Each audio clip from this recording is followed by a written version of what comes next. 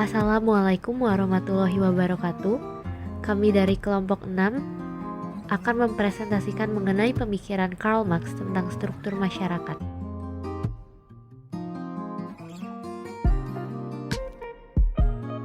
Anggota kelompok 6 terdiri atas Kanza Azara, yaitu saya sendiri, lalu ada Elvira Suherman, Amanda Aisyah Mutiara, Andi Wijaya, Jessica Reza Vitaloka, Adnan Kasmas, Maura Balkis Elestifani, Sidik Cakra Negara, Najmi Nayoemi Fatiha, Resti Julia Putri, dan Dimas Yuda Pratama.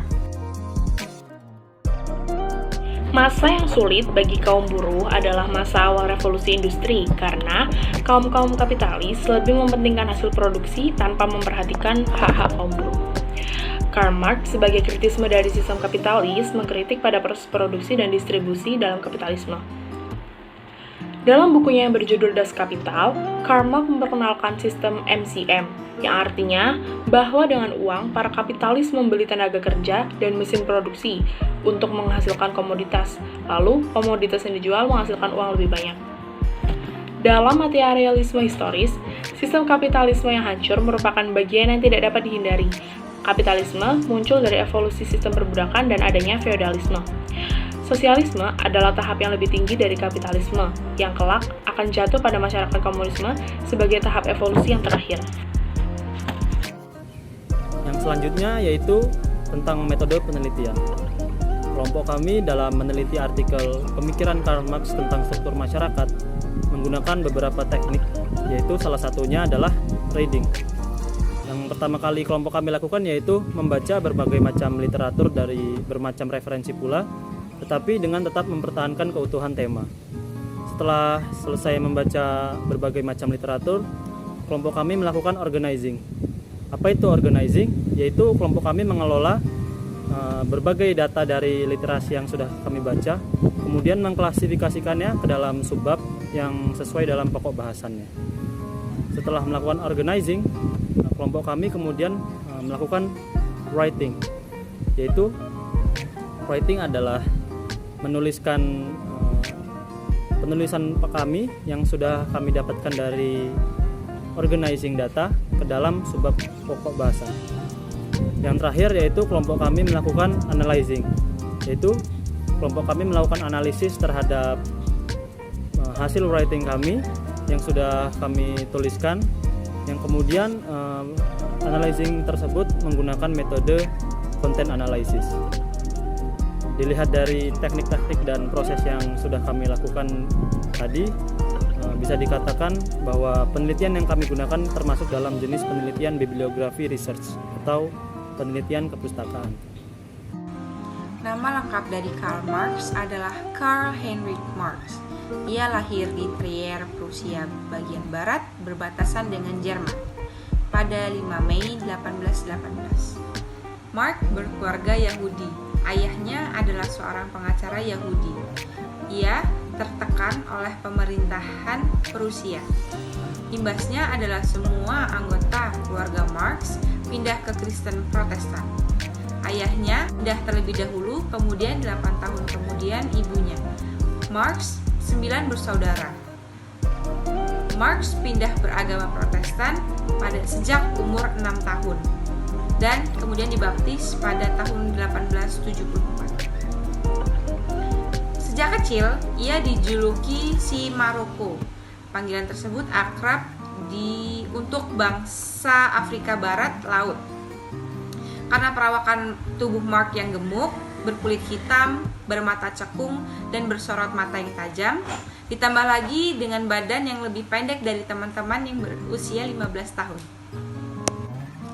Di usia 17 tahun, Marx telah menyelesaikan sekolah menengah pertamanya, dilanjutkan dengan sekolah menengah atas. Di jenjang pendidikan ini, Marx sudah terlihat cerdas, bahkan ia telah menulis esai yang berjudul Union of the Faithful with Christ, yang bercerita tentang alienasi, yaitu takut ditolak Tuhan. Pengaruhnya dari ketertarikan dengan kitab agamanya mengenai surga dan kiamat. Ayah Marx ingin ia menjadi notaris, namun Marx masuk ke Fakultas Hukum Universitas Bonn. Setelah 1 tahun Ia merasakan tidak nyaman dengan universitas tersebut. Akhirnya ia pindah ke Universitas Berlin ke Fakultas Filsafat dan Sejarah. Mark menjalin hubungan dengan Jennifer Lespan, anak dari penasehat di kota Trier. Sebelum pindah ke Universitas Berlin, Mark telah melamar Jenny dan akhirnya mereka menikah pada tahun 1893. Jenny adalah orang yang setia. Ia selalu mendukung ide-ide dari Mark. Dan akhirnya mereka memiliki 6 anak dan hanya bertahan 2 karena hidup mereka yang miskin, menderita sakit, dan gagal. Namun begitu, cinta Mark dan Jenny adalah cinta yang abadi. Mark menggeluti filsafat Hegel waktu dia pendidikan di Universitas Berlin dalam kelompok studi Hegelian Muda. Filsafat Hegelian ini sukar dengan sistem politik otoriter yang membuat Mark menjadi orang yang radikal dan kritis. Akhirnya membuat pemikirannya menjadi rasionalitas dan kebebasan. Atas pemikiran ini, Hegelian Muda menjadi lawan dari Hegelian sayap kanan yang mendukung pemerintahan Prusia.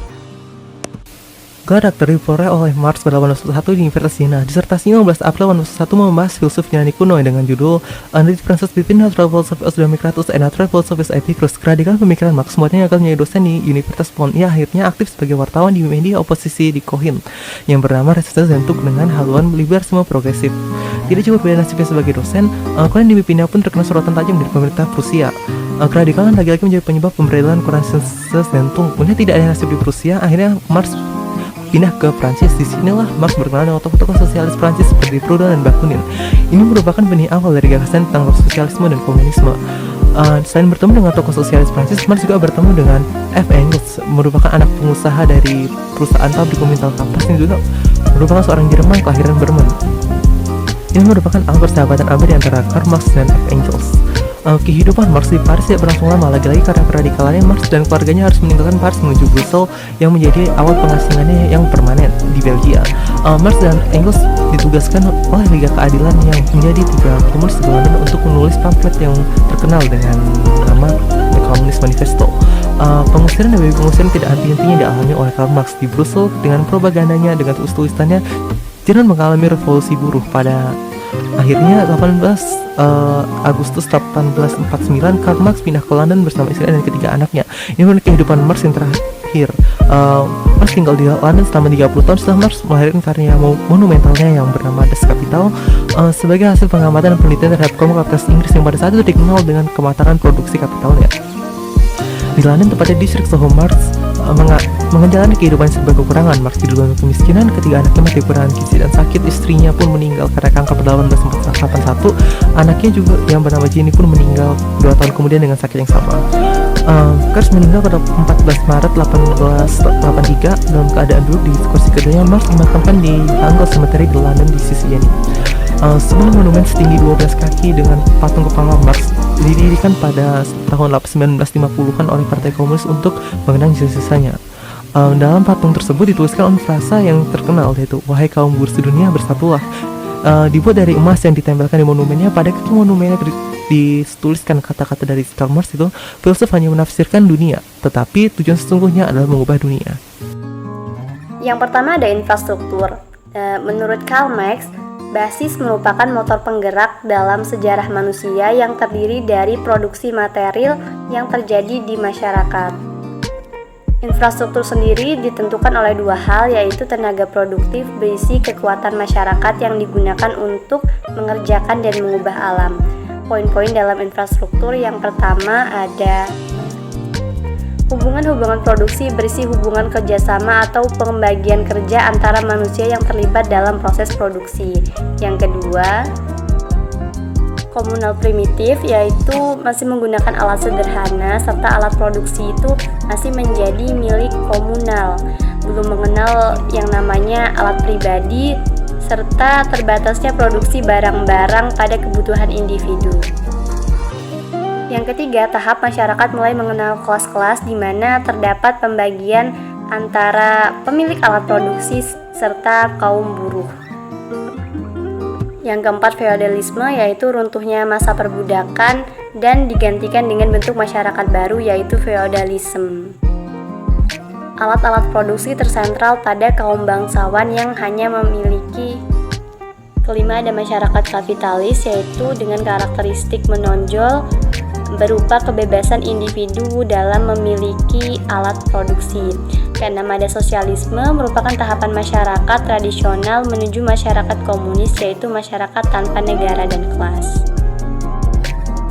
Materi selanjutnya yang berkaitan dengan struktur masyarakat menurut pemikiran Karl Marx adalah suprastruktur. Menurut pemikirannya, suprastruktur adalah suatu kristalisasi dalam proses produksi material dalam basis. Suprastruktur atau konsepsi bangun atas ini merupakan suatu pembuktian oleh Karl Marx terhadap konsepsi Hegel yang menurutnya keliru. Mengapa konsepsi Hegel dinyatakan keliru oleh Karl Marx? Karena di dalam konsepsi ini menyatakan bahwa kehidupan budaya manusia ditentukan oleh ide-ide manusia. Padahal kehidupan basislah yang menjadi penentu konsepsi bangunan atas. Seperti ungkapan terkenal dari Karl Marx yang berbunyi, keadaan sosiallah yang menentukan kesadaran manusia, bukan kesadaran manusia yang menentukan keadaan sosial. Menurut Karl Marx, terdapat dua komponen yang menjadi penyangga dalam kehidupan suprastruktur. Yang pertama adalah tatanan institusional, dan yang kedua adalah tatanan kesadaran kolektif. Apa sih yang dimaksud dengan tatanan institusional? Tatanan institusional ini adalah segala macam lembaga yang mengatur urusan masyarakat di luar bidang produksi, yang di dalamnya memuat organisasi pasar, sistem pendidikan, sistem kesehatan masyarakat, hukum, dan juga negara. Sedangkan apa sih yang dimaksud dengan tatanan kesadaran kolektif?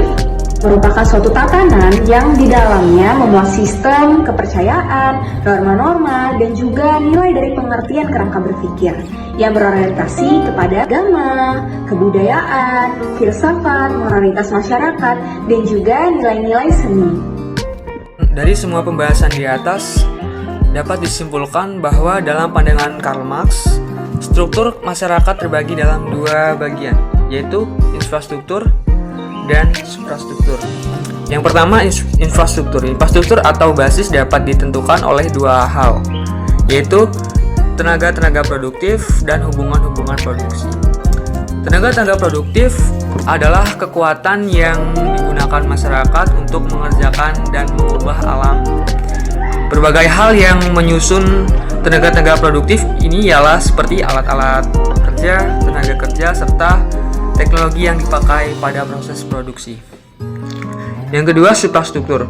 Suprastruktur juga ditentukan oleh dua hal, yaitu tatanan institusional dan tatanan kesadaran kolektif atau bangunan atas ideologis.